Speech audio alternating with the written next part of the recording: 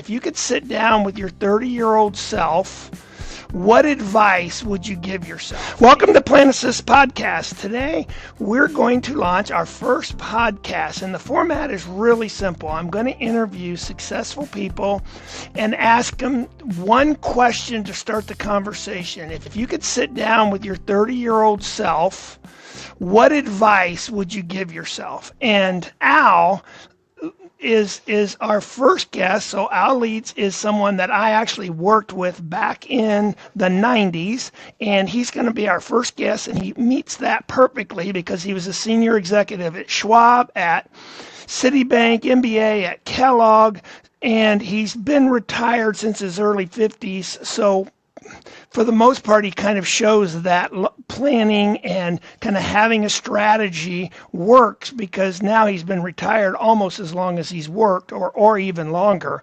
And so we're going to ask him that question and get into kind of what advice would he give his 30-year-old self. But before I do that, I just want to say I actually worked with him as a branch manager when I was at Schwab, and since then I've always really respected his input, his advice, and so I've always used him as that kind of seek counsel of, what do you think about this? Not that I always followed it, to be honest with you, perfectly, but I did and learned a lot from him. So I look forward to this conversation. So with that, is there anything you want to add to that, Al?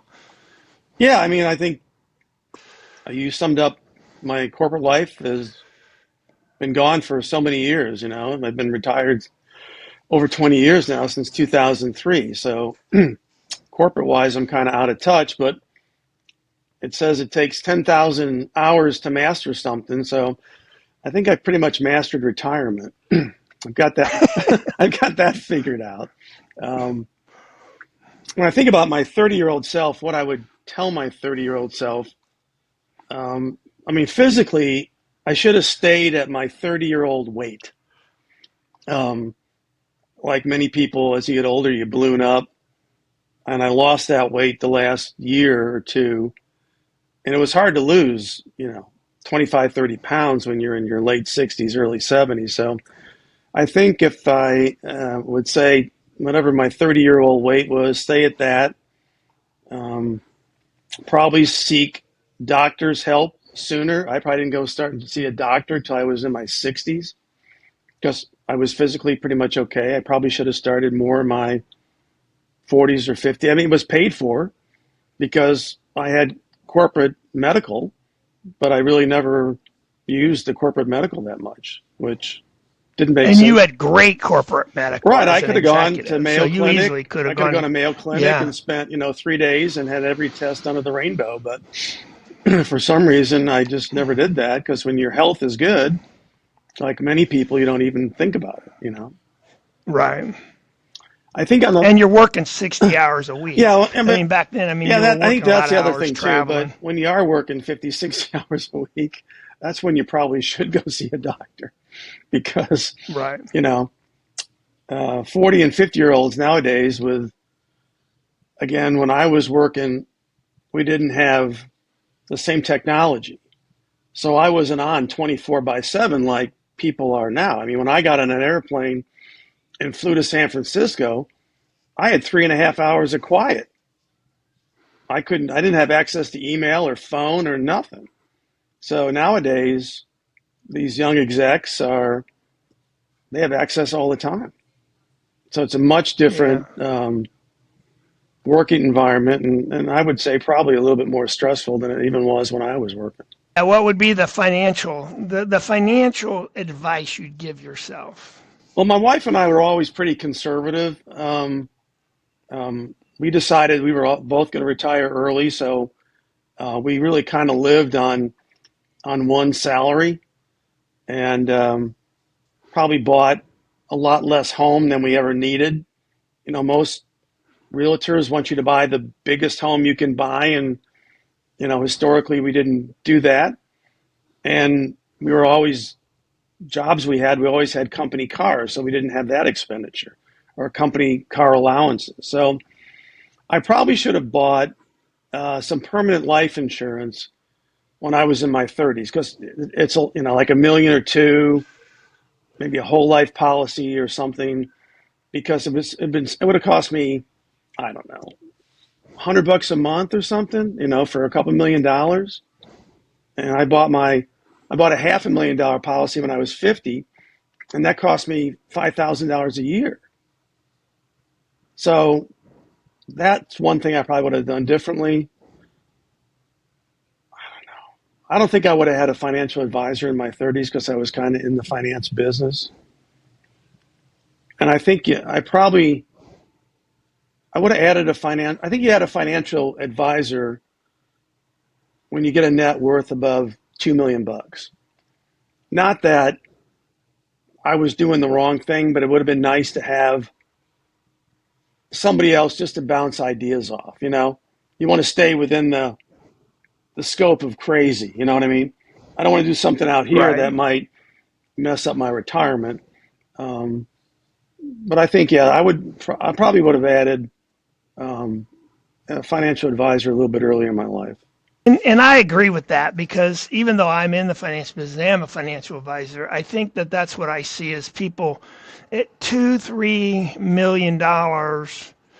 You just start getting a lot more moving parts that it's easy to kind of miss one or two or three things where an advisor can kind of pull them in. And it doesn't mean you got to give all your money to that financial advisor either. I mean, you could have, you could have a portion of your assets with a financial advisor just to start the relationship. And again, I just don't keep up with it. I was more in management. Exactly. I was more in management than a financial advisor type person. Like the new, I was talking to my advisor the other day, and he said, there's a big change in the new bill that was just passed. That I guess now that I'm retired, I'll have a bigger deduction or something because on my federal taxes. I didn't know that. Maybe it's going to have it's going to be income related. Right, it'll be income related, but there's a lot of things that he knows what's going on because he's in it every day that I don't. I don't know because I don't spend time. I spend time in that space, but I don't spend time in the weeds. Right. And you shouldn't. I mean, you're retired and you should be enjoying it. Right. I mean, I could do it, I guess, but I don't know if I want to do it. So my 30-year-old self, one of the things that I have found when it comes to kind of looking back is we've all heard Albert Einstein say the eighth wonder of the world is compound interest. And though I knew that when I was 30 years old, it didn't mean anything because I didn't have any money at 30 years old. So compound interest meant nothing. So I think he actually has it wrong. I think it might be the ninth wonder of the world, compound interest, but I think the eighth is inflation. If I understood and was more confident about inflation, because everything if I just bought stuff that had an inflationary track to it, my investment decisions would have been different. Do you know what I mean? I mean, like I bought a piece of land in northern Indianapolis because I thought I was moving in, not as an investment, just I thought I was going to build a house on it, but I never did. But that $15,000 investment ended up being worth $150,000 25 years later. Right? Well, why didn't I buy 10 of those? Yeah, I mean, that cost me nothing to hold on to. It cost me, Well, I think that's the thing too, that you and I spend a lot of time in the market. So we tend to put most of our assets in the market. You know what I mean? We probably should have, right. In my 40s, I probably should have bought an apartment building or something, or, as Warren Buffett said, you buy a 200-acre farm in Omaha, or, but again, that's why it would have been good to bring an advisor in earlier in my life, and I might have got that advice. It's like, you need to get across asset classes. You might have life insurance, you might have stocks, bonds, but you don't have enough real estate as a percent of your total net worth. You need more real estate. Whereas people in real estate, they have a lot of real estate, but don't have a lot of stuff in the market. And that is absolutely true. I mean, like I have sat down with so many people who are comfortable with the market, like you and I. But we don't have hardly any real estate or other investments. Those people don't really have. They have all their money in real estate and types of investments, or in their small business is another example, but no money in the market. And the reality is it's probably not wrong or right. It's probably some combination of all three, right? A small business, Right. I mean, if some real estate, some market. and maybe real estate should always be, 15 to 20% of your total net worth, or besides your house. I mean, I don't consider that. I mean, I got into another house because um, my wife's parents needed a home. So in 2000, we bought a home for them in Oklahoma. So I invested in real estate, but it wasn't really an investment. It was for them to live in. But, 25 years ago, I bought a place in Cabo, and I'm in the process of selling that now. And that has appreciated a lot more than I thought it was. It was never bought as it was bought as a vacation location. It wasn't bought as a real estate investment, but it's panning out to be not a great real estate investment, but an okay real estate investment. Yeah. Yeah. No, that's right. That's that, and that would be my 30-year-old. When I look at what scared me was, and you and I grew up in a world with a bunch of financial advisors who are a bunch of crazy egomaniacs and go through. What scared me of my experience with real estate was the people that I would bump into in our industry that would get in real estate, they would get in real estate that had super high carrying costs. And then when a 2008 came, they couldn't hold Right. on to it Exactly. through those carrying costs, right? So I was always scared away from the real estate strategy because you'd hear people that would lose, for the most part, small fortunes in real estate, but it was more because of carrying costs than the real estate investment itself. Yeah, I think because they would borrow, they almost leverage the whole property. They'd borrow Yeah. the downstroke, and then they'd have the 70% investment mortgage on it, and it was 100% invested. And yeah, I don't know. It's Or they'd have high monthly fees, like high maintenance fees. yeah, but again, They, if you ran it like a business, you would have an account with probably a year's mortgage payment stuck in there, right? I mean, you think about it, if you were really doing investing in real estate, you need to have cash to fix the property. You need maybe 6 months of mortgage payments and taxes. I mean, you'd have to really approach it like a business, which I think a lot of people, buy these second, third, and fourth homes, and they don't look at it as a business. It's just something they do. the other investment strategy that I did implement. So, in fact, I would give, if I looked at kind of what's the one or two core strategies that I would give most of my success to, it was one that you actually rolled out at Schwab, was that Core Explorer, Core Satellite. I can't remember how we worded it, but when we rolled out the Schwab 1000, remember how Right. kind of the messaging to clients was have a core portfolio and then buy these satellite investments around it. That's probably my number one strategy, is have a core kind of asset investment. If you looked at my investments, I have kind of a core 401. Back in the day, it would have been my 401k, my IRA. Those would have been diversified, super boring, designed to get what the market returns. And then I'd buy these more aggressive stocks, but not always. I mean, I'd buy Apple, and I mean it would be stocks out, not super aggressive always, but sometimes. But I'd put these satellite investments, and that's really where I would give most of the credit to my financial success is through those satellite investments. I'd buy one stock that would go up 10 or 15 fold, and it wasn't because I was smart. It was just because I had 10 or 12 of them, and one of them would go.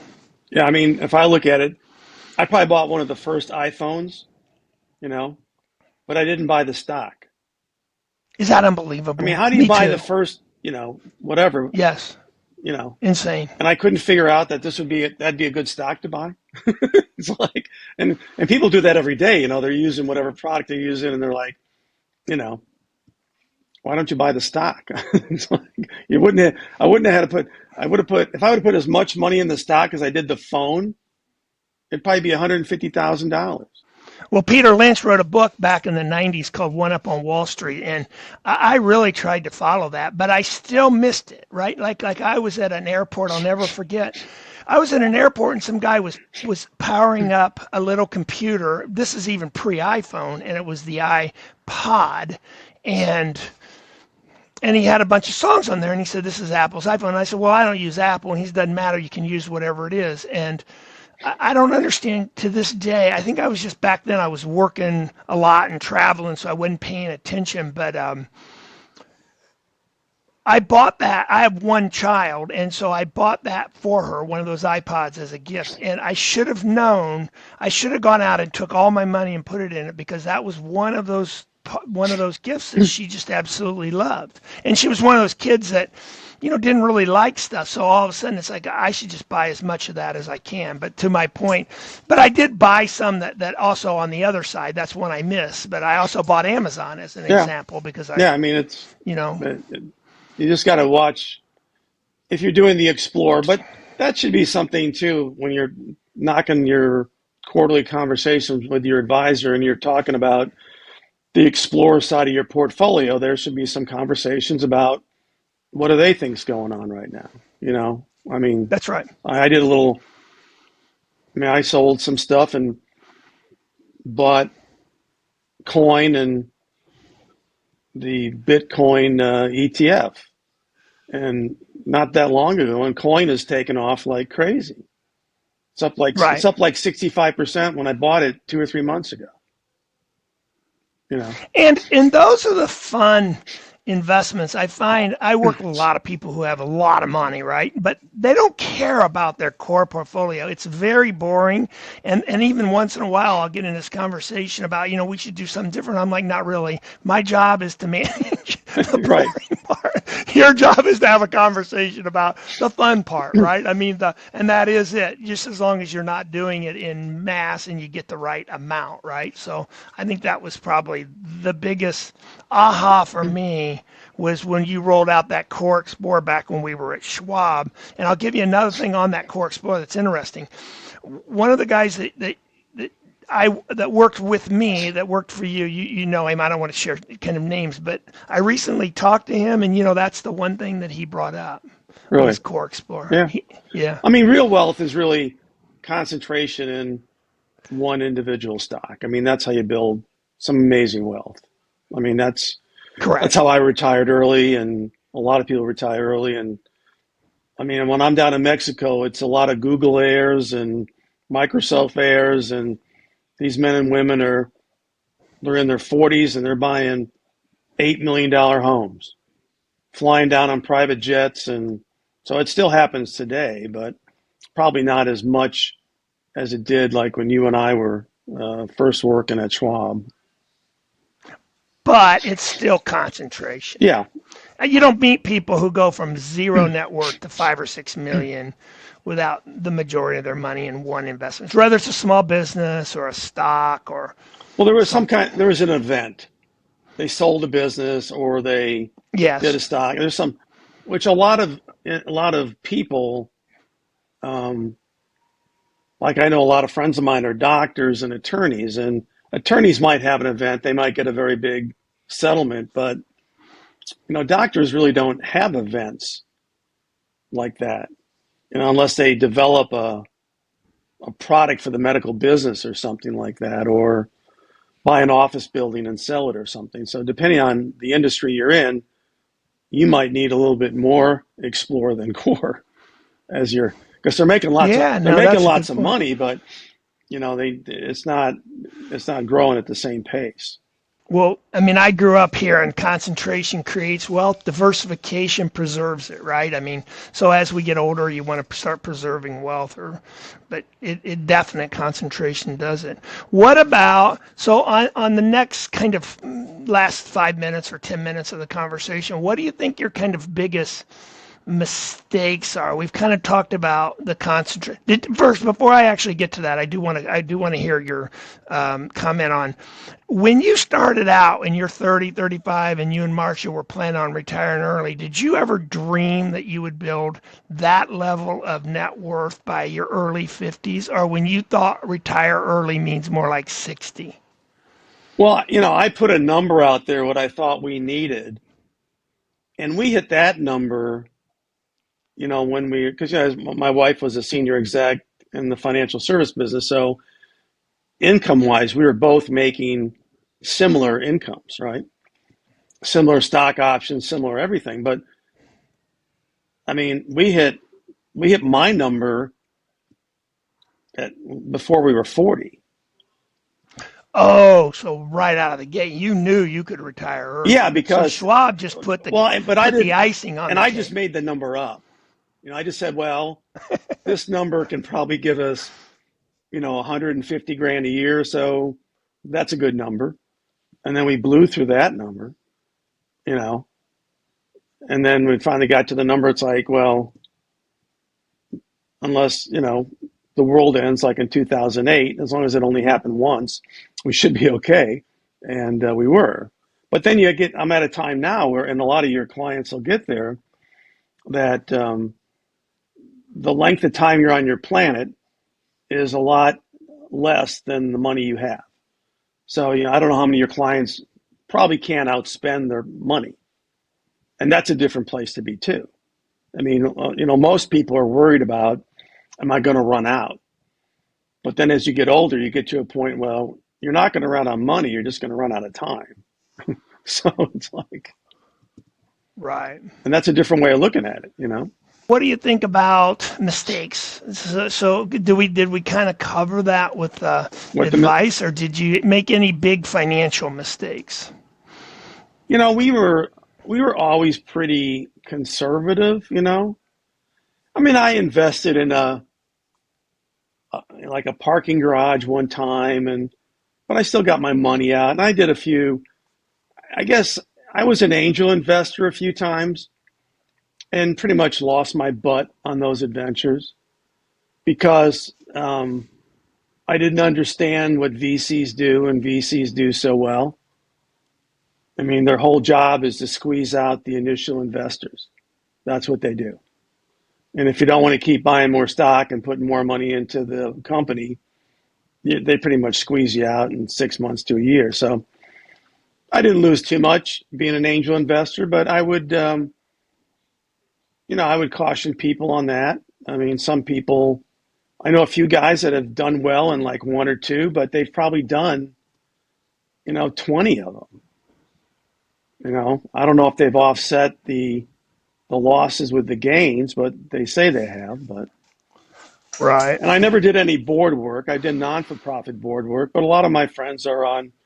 I have a friend of mine on the board of U.S. Steel and people like that, and they enjoy that. But I've never really been wired with those connections. So maybe a profit board would have been interesting, but I didn't really know the path to get there.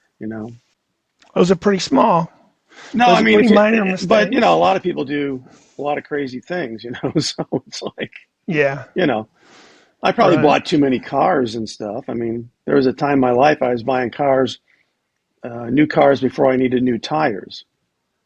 And that might have been, I probably, but Those are still exactly. everyone kind of Those are goes through still that like stage. manageable. Now I have a car, Yeah. and now I have a car with 162,000 miles on it and just bought new tires for it. So I guess it all comes around to the other end of it, though.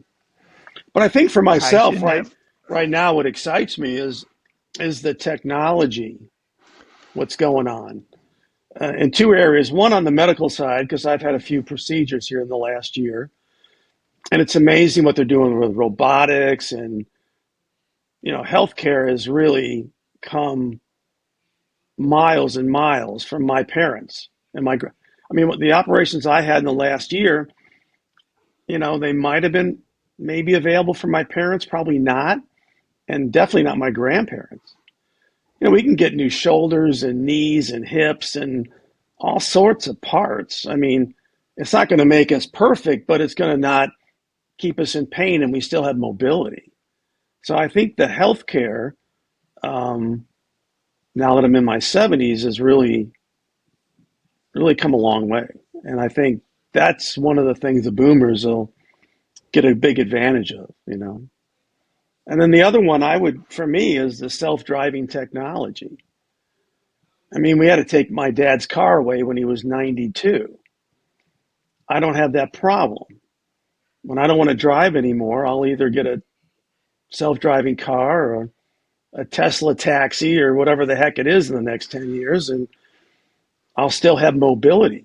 I'll still have freedom to go if I want to go to dinner or go to my doctor or go visit family and friends. I just get in the car and say, go.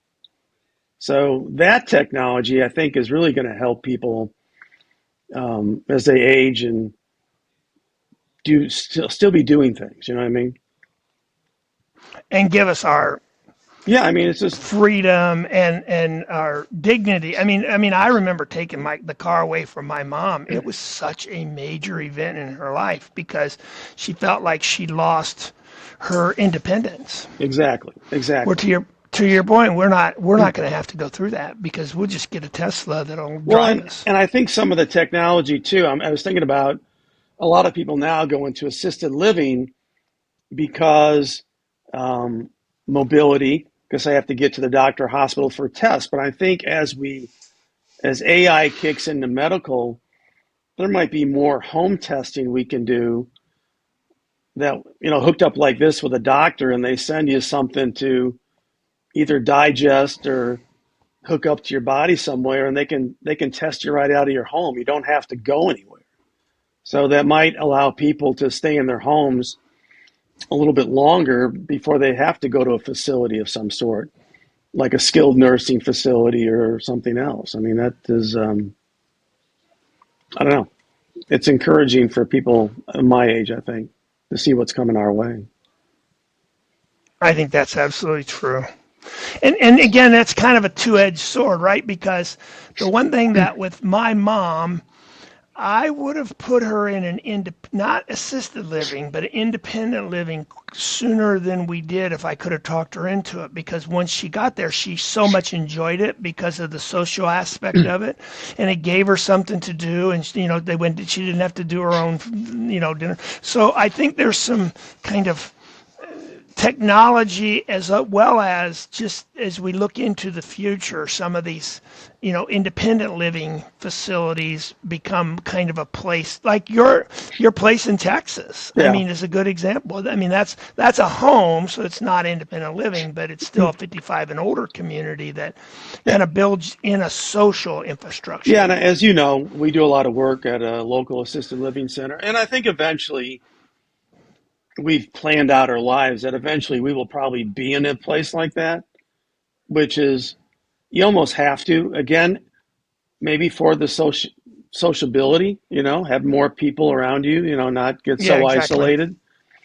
But then again, too, some of the problem at the assisted living center, since they don't have a car and they're not mobile, people can't go to their church on Sunday.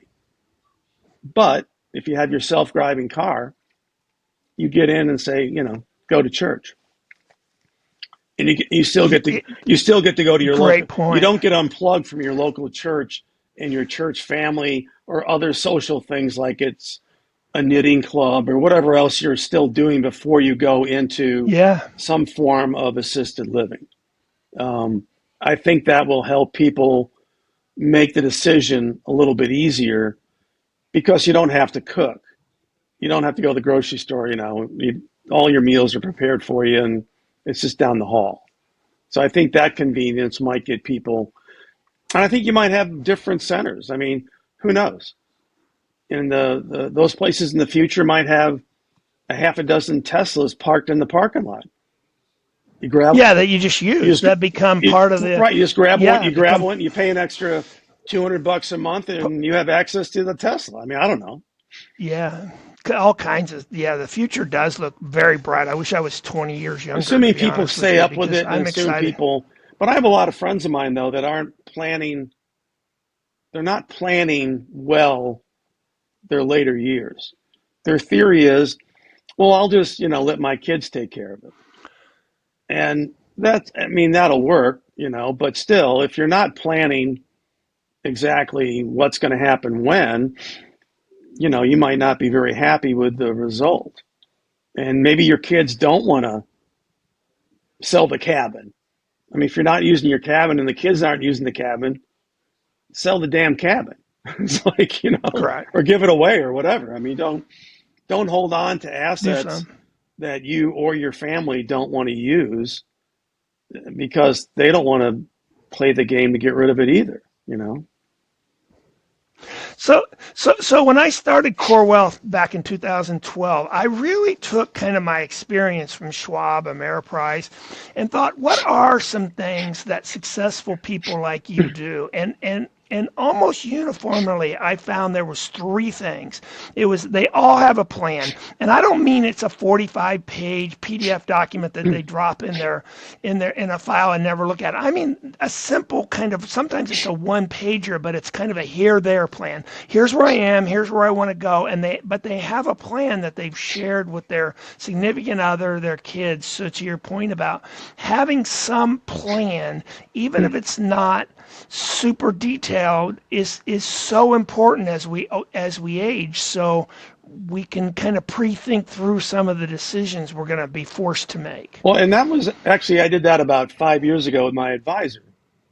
We're going to sell, Cabo here. We're going to sell the Texas house here. And when I'm 90, we're going to sell the place in Oklahoma City. And I looked at him, I said, that might not have been a tough discussion for you, but that was a tough discussion for me because, when you're 70 That's years right. old, 75 is not that far away, right? Either is 85. It's close. So, and that's probably why a lot of people don't want to have that discussion or planning, that they just don't want to deal with it.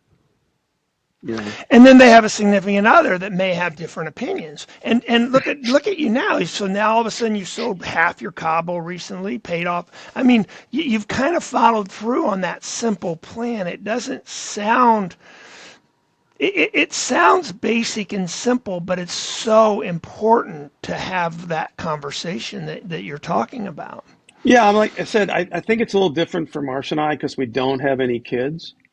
So we don't have anybody who can come up and mop up. We do have somebody who's going to get the estate, but we want to really hand that person a pretty clean estate, cash, stocks, bonds, and I don't know. sell it. I think it's the same, even if you have kids. I think it's the same because sometimes kids are part of your life, sometimes they're not. I think it's still just really important to kind of think through at least the big bucket parts that you're going to have to deal with. Even if you don't follow through on those exactly or those exact dates, I think you need to kind of lay out some, like you did. I'm at this age, I'm going to do this and this and this. Well, here's one that came up the other day. We're going to do this live and in color. I was going to talk to you about it beforehand, but the people that are going to inherit money from Marsh and I are mostly nephews, right? Nephews and nieces and stuff. Now they're going to get a chunk of money bigger than they ever had, right? Right. And they don't have a financial advisor. I think there's going to have to be some kind of service that my financial advisor is going to have to provide that I would pay, I don't know, $1,000 for each one of them or $5,000 for each one of them. And they get a letter from me and the financial advisor and say, hey, when this happens, if you call this person, you will get X amount of time with them if you want to spend time with them. If you don't want to spend time with them, don't spend time with them. But, I'm sitting there thinking about, people some of these kids will be in their 20s. Some will be 30s, 40s, and 50s with a chunk of money.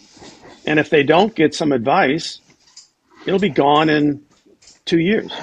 So, of the three things that I came across, we talked about plans, right? So, everyone I know that's successful has a plan. I mean, some basics are some. The ones that once they get rich, they diversify, but they all get rich through concentration. So exactly what you said, and we talked about it Yeah. earlier. And then the third is seeking advice. And what I found with people like yourself, successful people, is when you use the word seek advice, it almost sounds like you're incapable of doing it. But I find that people who are successful, they don't see it as sitting down with a client and seeking, or sitting down with someone seeking advice and then being sold something and then making a decision. They almost see it as being curious. They ask kind of, well, what about this? What about that? And they might ask 10 people and then do one of the 10 things or some combination of the 10. But they're not afraid to ask questions. What I find with most people, and I think it's why only about 5% of America is successful, is I think it's the third of the third of the three. It's seek advice. People are not very good at seeking advice for a whole bunch of reasons. Ego, confidence, kind of the process. And when you, and to your kids, your nephews, even my daughter, I mean, when, if they're not good at asking questions and being curious, it's just a really hard thing for someone to even help them. Yeah, I mean, I've had people ask me about, because when they see me and they find out I retired at a certain age, and most of my friends in Oklahoma City are not people from corporate America. They either work for a company or they have their own company or they're, all sorts of other ways. And they're teachers, they have pensions and things like that. So, I mean, I'm not equipped. I can kind of point them in a direction, but I think they don't really ask.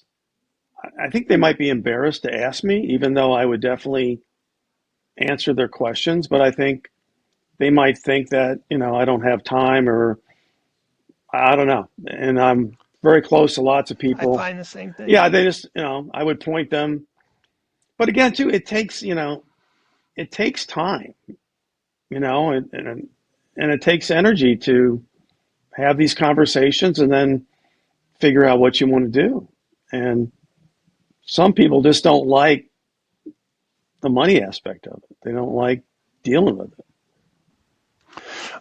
But I think that's why 50% of Americans don't have a will. And so there's a part of it, it's so emotional, they just don't even want to talk about it, and then they don't. But if you want to be financially successful and want to retire financially with freedom of financial, you have to get good at seeking counsel, whatever words you want to use around that. I mean, Right. be curious, ask questions.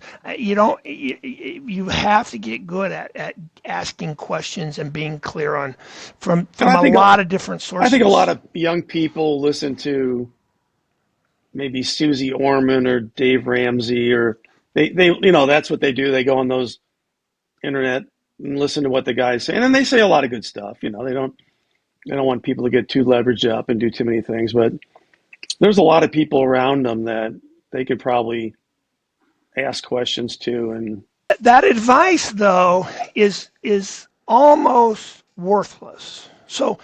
I'm certified with Ramsey. To your point, the advice they give on the radio is good for general purposes, but I've sat down with hundreds of families over the years, and never is general advice good for them. I almost always, within the first 20 or 30 minutes of conversation, the general advice goes out the window and they need specific advice that applies to them individually, that you don't get from a radio show or you don't get from a book. yeah, I mean, we teach a finance class at church to the young people getting married, and we tell them you can call us anytime you want after the class. And we do get some people that call us up and ask us about stuff, whether it's buying a home or student loans or all the other stuff that they're bumping into. Because sadly, a lot of these young men and women who are nurses and doctors and everything else, there's no finance education for these people, which is unbelievable. Correct. I don't know how you end up to be a doctor making whatever $500,000 a year and you haven't bumped into any finance classes, but that's the facts, you know. Well, and then churches just all want to stay away from it. They want to use Ramsey because that looks safe to them.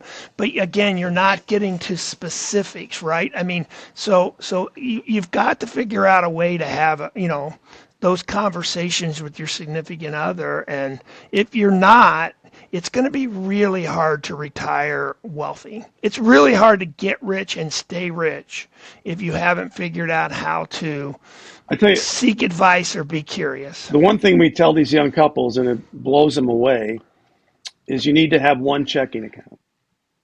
And I go, what are you talking about? You're getting married, you have one checking account. And I'm like, why? I said, again, you're getting married, you have one checking account. and I said, from there, you base everything off of that. I mean, and it's not that they don't want to share their money with a spouse, they just can't. That whole idea of one checking account and one credit card, that's hard for them to digest, Yeah, no, that's right. It's like, Where you and I grew up, we didn't even think about that. We're lucky that we didn't have any money when we started, to be honest with you, because I'll run into people or I'll have clients that'll come into a lot of money. And I tell them, I say, you got to learn to be rich. Like you and I, we were lucky because we kind of got rich so slow that we learned to be rich slowly. If you come in and inherit money, you have to learn to be rich relatively fast. And I know that sounds ridiculous, especially if you're someone without any money. You're like, oh no, I could learn to be rich. You can't. It's not that easy. If you want to stay rich is kind of the point, right? I mean, it's a different process. well, I still do a budget and cash flow, and I mean, Exactly. I don't people. And We still do our bucket plan. Yeah, I mean, I have a now bucket, a soon bucket, a yeah. later bucket. My wife will say, well, I want to do that, and I say, sorry, it's not in the bucket plan. We don't have that there. Well, and it's like you're at a point. It's just one more thing we're going to have to get rid of. We're at a point.